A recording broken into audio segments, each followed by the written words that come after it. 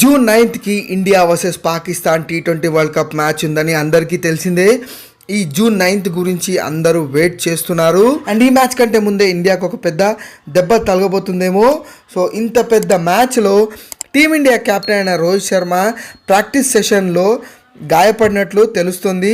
నిన్న సాయంత్రం team India net practice చేస్తుంటే రోహిత్ శర్మ తన బొటనవేలుకి గాయమైందంటూ ఒక న్యూస్ వచ్చింది. ప్రాక్టీస్ పిచ్లలో బౌలింగ్ వేస్తుంటే బౌన్స్ అనేది ఓవర్గా వచ్చేసి తన బొటనవేలుకి గాయం అయిందని తెలుస్తుంది.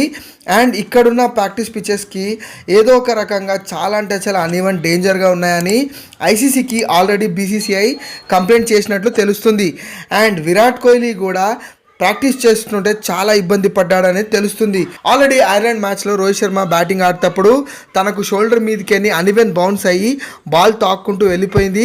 ఆల్రెడీ ఆ గాయం కూడా ఉంది. ఇదైతే డేంజర్ విషయమే. ఇండియా పాకిస్తాన్ మ్యాచ్లో రోహిత్ శర్మ ఆడతాడా లేదా అనేది రేపే తెలుస్తుంది ఫ్రెండ్స్. రోహిత్ శర్మ తొందరగా రికవరీ అయ్యి ఆడాలని కోరుకుందాం. ఇండియా పాకిస్తాన్ మ్యాచ్ పాకిస్తాన్ని ఓడిపించేసి ఇండియా తన వరల్డ్ కప్ విన్నింగ్ స్ట్రీక్ అనేది కంటిన్యూ చేయాలని కోరుకుందాం ఫ్రెండ్స్.